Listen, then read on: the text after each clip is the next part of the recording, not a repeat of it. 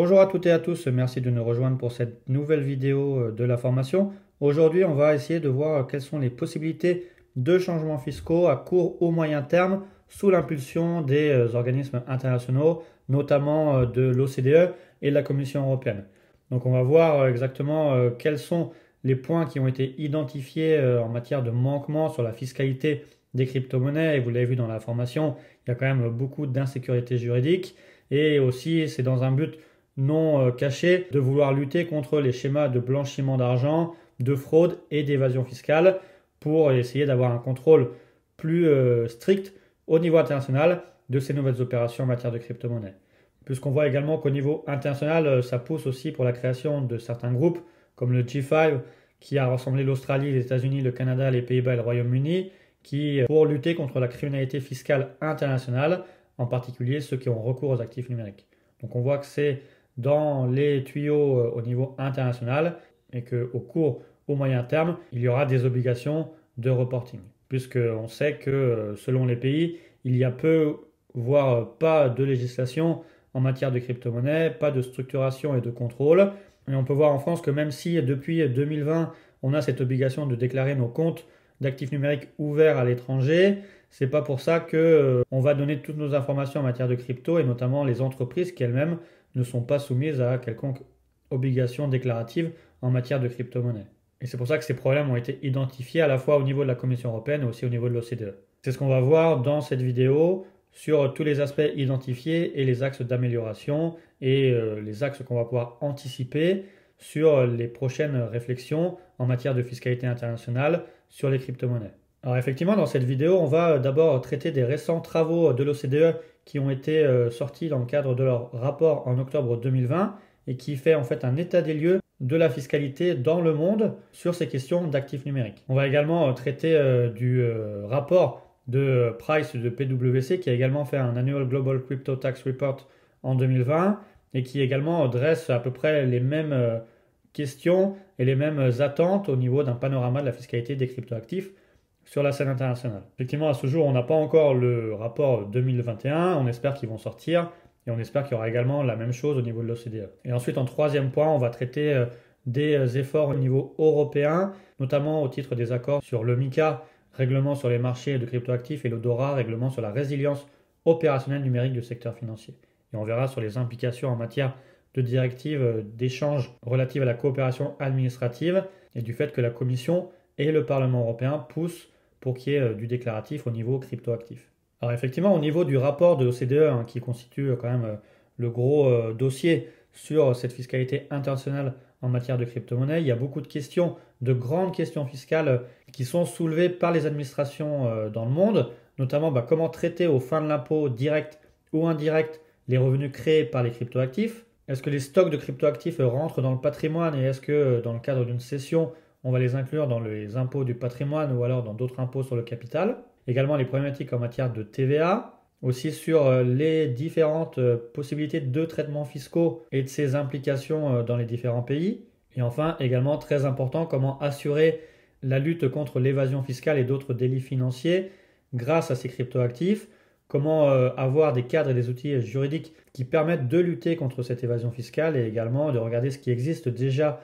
dans les administrations fiscales pour que ces cadres et outils juridiques soient utilisés dans la lutte contre l'évasion fiscale. Et également réfléchir comment améliorer la transparence fiscale qui est difficile à avoir en matière de crypto-monnaie et comment proposer des techniques qui permettraient d'avoir une communication de ces informations au niveau mondial. Et on voit dans le rapport que les grandes questions en fait portent premièrement sur la définition même des actifs numériques puisque selon les pays on a des définitions différentes et bien sûr le traitement fiscal va être différent selon la définition en elle-même de la crypto, puisqu'en effet, selon les pays, on va parler de cryptoactifs, actifs numériques en France par exemple, d'actifs aux monnaies virtuelles, de crypto-monnaies, même voire d'une monnaie au Salvador si on parle du Bitcoin. En tout cas, il y a plusieurs différences qui vont entraîner plusieurs traitements fiscaux selon les pays. Et également, l'autre question, c'est sur le fait générateur de l'imposition, notamment pour tout ce qui est mining, puisque selon les pays, on a un fait générateur au moment du reward ou au moment de la cession et de la conversion de la crypto minée en monnaie fiat.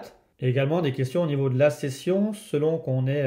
un trader, on va dire, à titre professionnel ou à titre occasionnel. Si on voit là dans ce rapport, on voit que dans la plupart des pays, les plus-values sont imposables si on va convertir en monnaie fiat, une crypto contre de la monnaie fiat, un bien ou un service, mais également contre un échange crypto-crypto. Et c'est là où la France se démarque, puisqu'on sait qu'en France, quand on fait des cessions à titre occasionnel, on n'a pas d'imposition sur nos échanges entre crypto-crypto. Mais on voit également qu'en plus de la France, il y a aussi le Chili, la Lettonie et la Pologne. Alors à ce niveau-là, je n'ai pas encore vérifié sur la législation des 3 pays, ça viendra dans une autre vidéo, mais pour le moment, c'est ce qui est dans le rapport d'octobre 2020, et si la législation n'a pas changé dans ces 3 pays, en fait, il y aurait, parmi ceux qui ont répondu pour l'étude de l'OCDE, il y aurait ces 4 pays qui permettent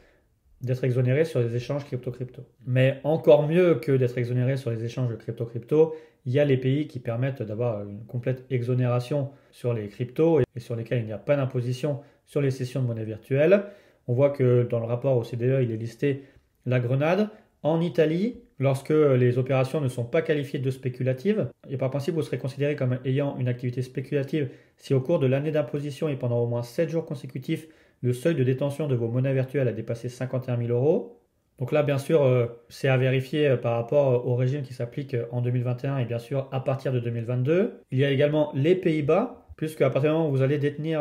des monnaies virtuelles et que vous êtes résident fiscal aux Pays-Bas, vous serez imposé selon le régime forfaitaire applicable à l'épargne et aux investissements. Et en vertu de ce régime, il n'y aura pas d'imposition si votre solde par rapport à un certain calcul ne va pas dépasser le seuil de 30 360 euros. Bien sûr, il y a également le Portugal qui est bien connu, mais sur le Portugal, bien sûr, il faut faire attention que vous serez exonéré que si vous avez une activité occasionnelle. Si vous avez une activité professionnelle ou commerciale, vous serez imposable. Et enfin, également, la Suisse est mentionnée, puisque l'achat et la vente de monnaie virtuelle sont assimilés à des transactions avec des moyens de paiement traditionnels. Donc, vos profits et vos pertes qui sont liés à ces transactions n'ont pas de conséquences sur le plan fiscal. Les profits ne sont pas imposables et les pertes ne sont pas déductibles. Mais il faudra également faire attention par rapport au type et au volume de votre transaction pour ne pas être considéré comme commercial et être imposable. Donc voilà, bien sûr, pour ces régimes, on va y revenir dans une vidéo spécifique sur les pays crypto-friendly en matière de crypto-monnaie. On va regarder plus en détail avec la législation applicable à partir de 2022 pour faire un point précis dessus. En tout cas, au niveau du rapport de l'OCDE, il y a plusieurs réflexions qui en sont sorties.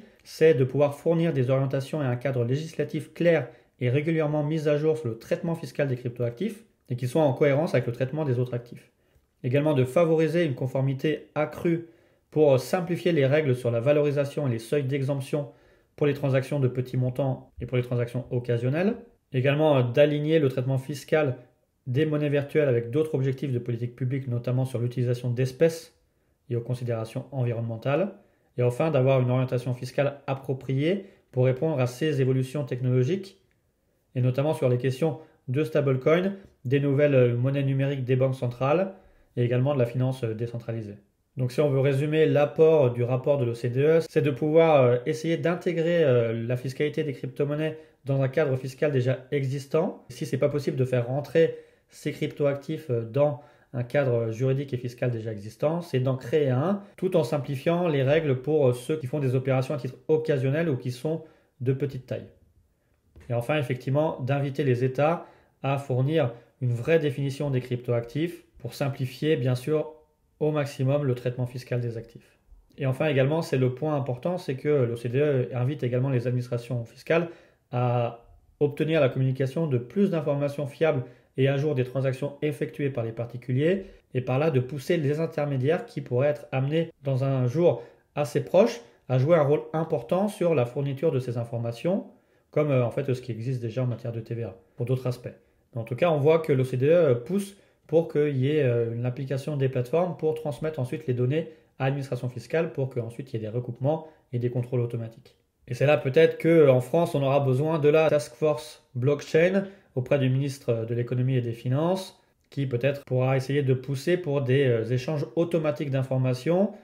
au niveau crypto ou des déclarations spontanées pour impliquer les plateformes d'échange sur un déclaratif fiscal et pour que l'administration fiscale ait une vision plus claire des opérations qui sont faites par ses contribuables. Alors effectivement, sur le rapport de Price, sur le rapport de 2020, on reprend un petit peu les mêmes considérations sur le manque de définition fiscale et sur le manque de communication et d'échange automatique d'informations. D'ailleurs, on voit que plus on pousse sur les nouvelles techniques en matière de crypto et sur tout ce qui est sur la DeFi, on voit qu'il n'y a aucune régulation et que même tous les pays qui ont été consultés, presque à 100%, disent qu'ils n'ont pas de règles générales et de cadre juridique pour ces opérations, notamment en matière de DeFi.